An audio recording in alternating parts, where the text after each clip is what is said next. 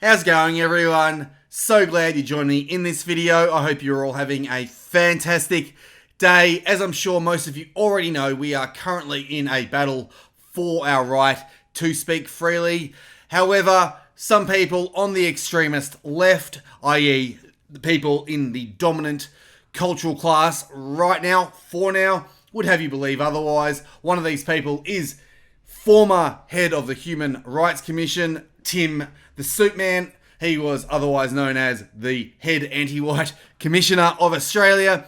He doesn't believe that freedom of speech is under threat at all, so we're going to go over an article that he wrote for Fairfax Media, formerly Fairfax Media, published in The Age. But before we begin, I just want to ask you very kindly to please go and follow me on Gab, Minds, BitChute, Telegram. All my social media links are in the description below. The reason being is YouTube and other mainstream sites are all heavily censored. We know that for a fact now. They are biased to the left. They are actively working against independent content creators and anyone on the right, or whom they deem on the right. So I need you to follow me on all my different social media accounts so you can get my latest updates and notifications of when I upload a video. And also, if YouTube either decides to censor my channel or destroy itself, as I believe it already is, then at least you'll be able to know where I'm uploading my content. It already goes up on BitChute. If you're watching it there now, good on you for watching it there and not on the controlled propaganda site known as YouTube. The sooner regulation happens and they are regulated as a publisher or forced into neutrality, the better. But let's get into it, shall we? So Tim said, "Let me speak freely. Our freedom of speech crisis is culture warriors codswallop.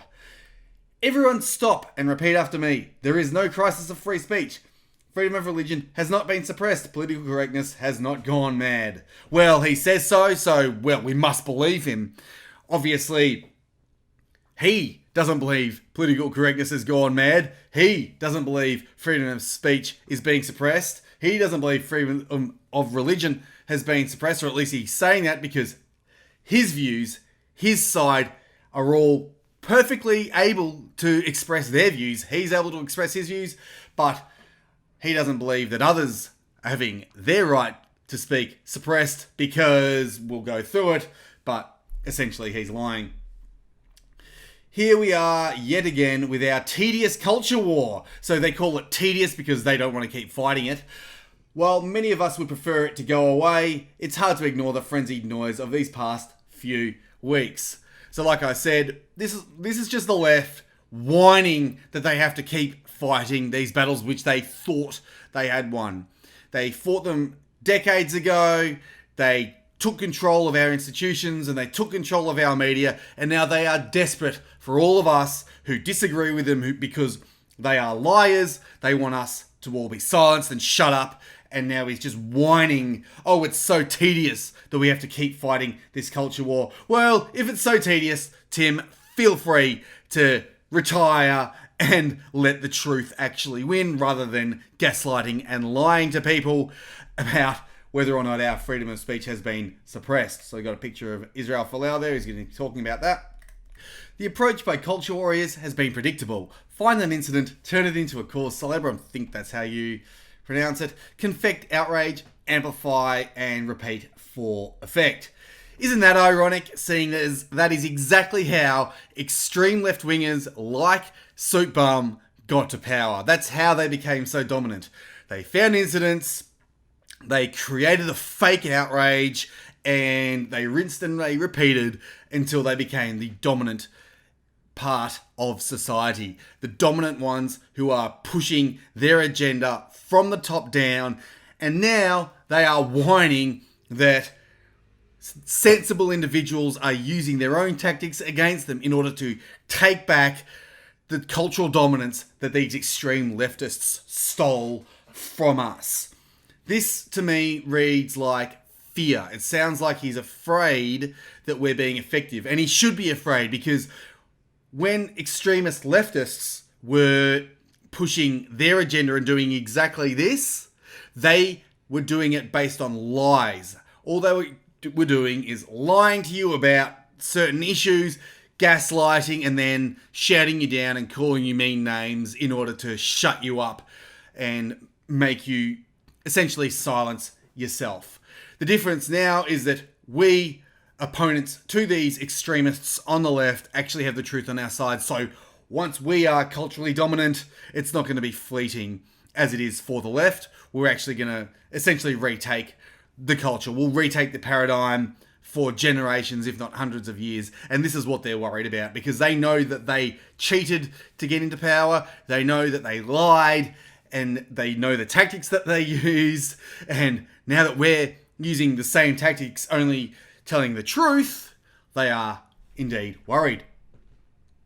The panic about free speech on campus, for example, has centred on a talk that author Bettina Arndt gave at University of Sydney's Liberal Club in 2018.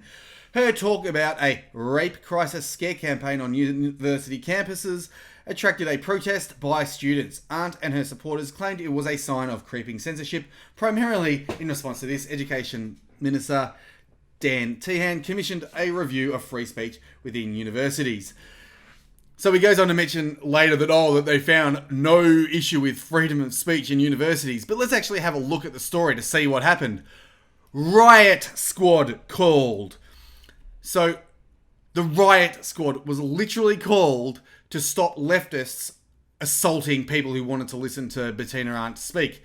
They said, the riot squad was called to the University of Sydney after commentator and sex therapist Bettina Arndt faced a storm of protesters. Ms. Arndt was invited to speak at the university on what she says is the myth of a rape crisis on campus. It's true, it is a myth. University security stood by while people attempting to pass through to watch the talks were pushed and shoved before police came to break it up. So they literally assaulted people so badly that riot police were called. And it's not just that either. Miss Arndt faced similar issues when she was invited to give a talk in Melbourne's La Trobe University earlier this month. La Trobe University initially denied its Liberal Club to host the event, but then changed its mind on the condition that the club would foot the bill for any extra security. The idea that freedom of speech isn't under threat when people need to pay extra for security simply for having views that the left don't like is absolutely absurd. I don't care what some member of the parasitic establishment says in a fake study. Freedom of speech on university campuses is 100% under threat, and the Bettina Arndt story proves that without a doubt. But it's not just that, because he's talking about universities and he's talking about wider society. So remember, Milo Yiannopoulos and his promotions will be billed at least $50,000 by Victoria Police for protests. So remember, he did a talk in Melbourne.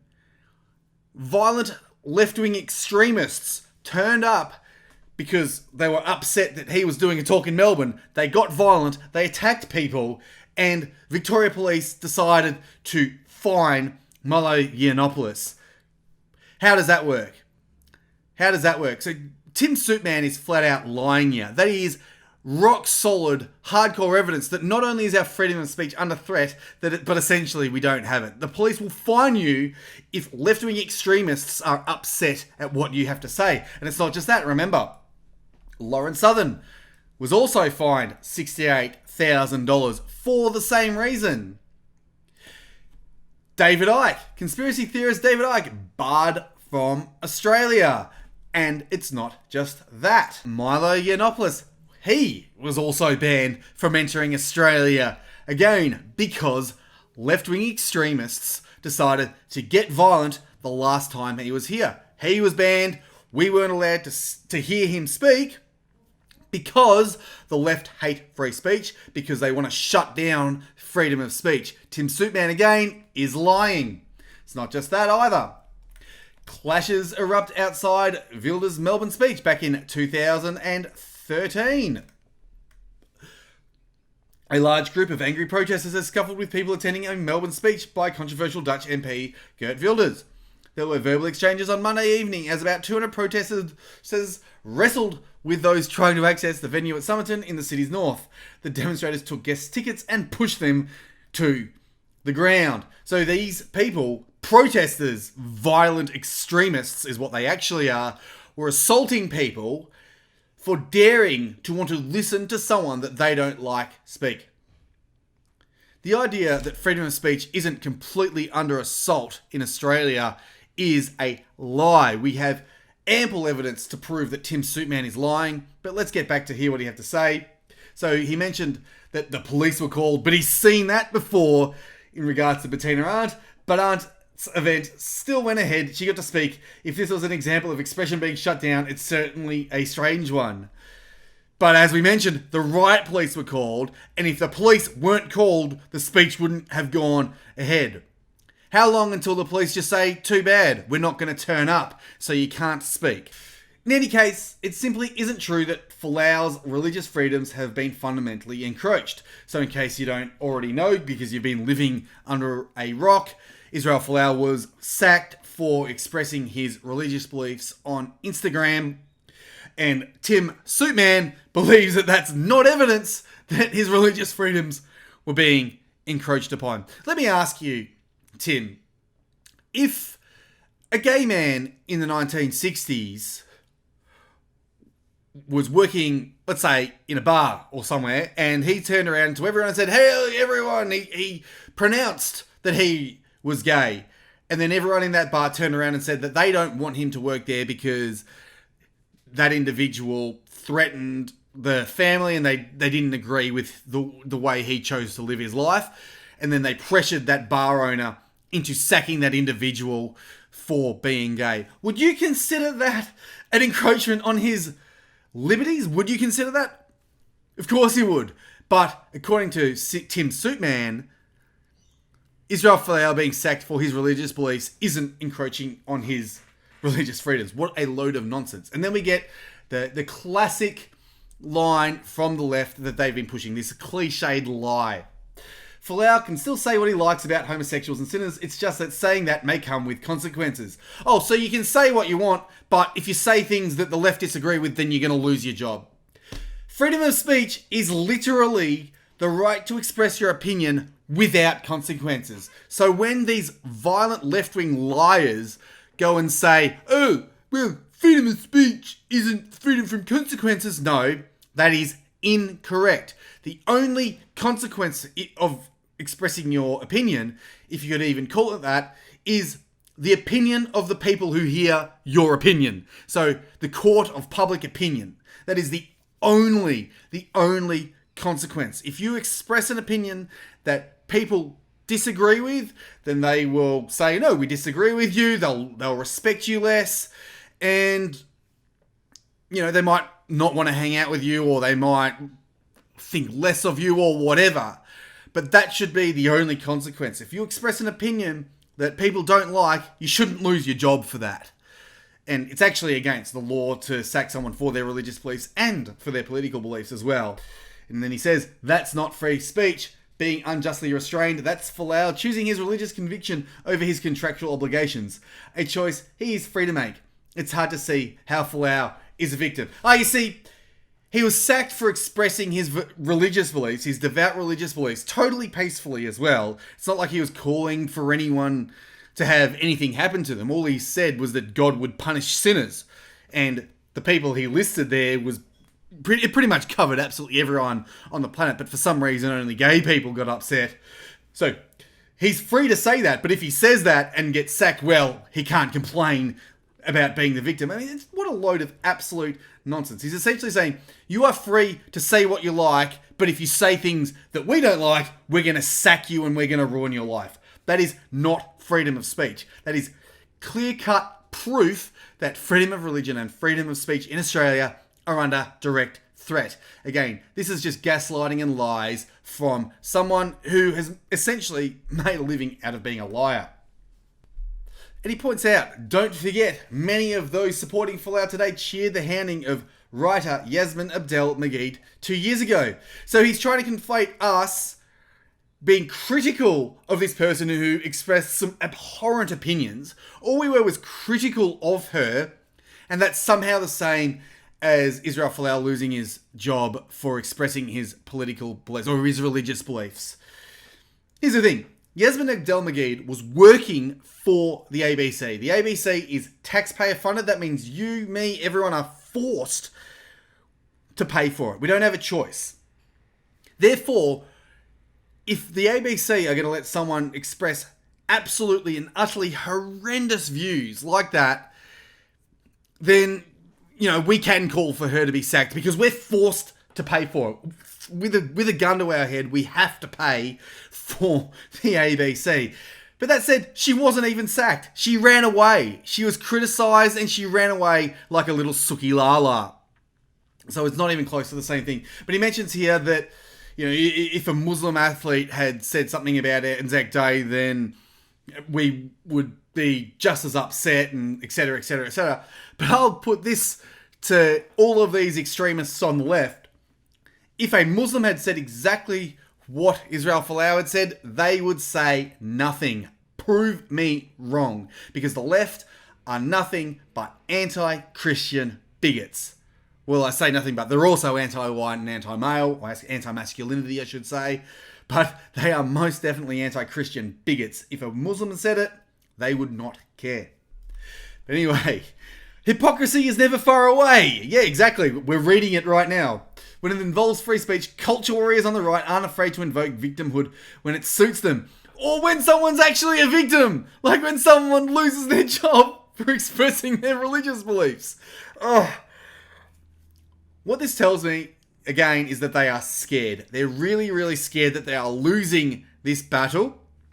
And now they're coming out and they're gaslighting and lying to us about what we know to be true. Freedom of speech is 100% under threat in the West, not just Australia. It's all part of a majoritarian identity politics, one based on race and religion and on sex and sexuality, aimed at reinforcing a hierarchy of voice and position. It's no accident that the demands for free speech tend to come not from those lacking power, but those who fear the erosion of their power. Pure left-wing extremist projection right here. It is their extremist ideology that is based on race, religion, and on sex and sexuality. They are anti-white, they are anti-Christian, and they are anti-straight and traditional family. This is why they push all the gay stuff. Pure projection here. From start to finish, essentially, aimed at reinforcing a hierarchy of voice and position. All he's doing with that statement and with this entire article is desperately trying to reinforce left-wing cultural hegemony. Hegemony. That's what I'm trying to say. Left-wing cultural dominance is what I mean. He wants to let you, me, and all us wrong thinkers know that he's in charge and we better sit down and take it. So it's no accident that denial that free speech is under attack is coming from those not lacking in power, but those who fear the erosion of their power. I hope you enjoyed the video. Please share it around if you enjoyed it. If you don't think it's good enough to share around, well, obviously I need to do better with the content.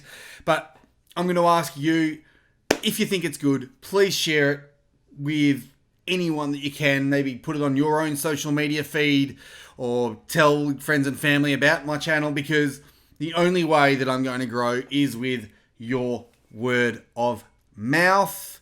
So that said, don't forget to like, comment, all that kind of thing, and I'll see ya when I see ya.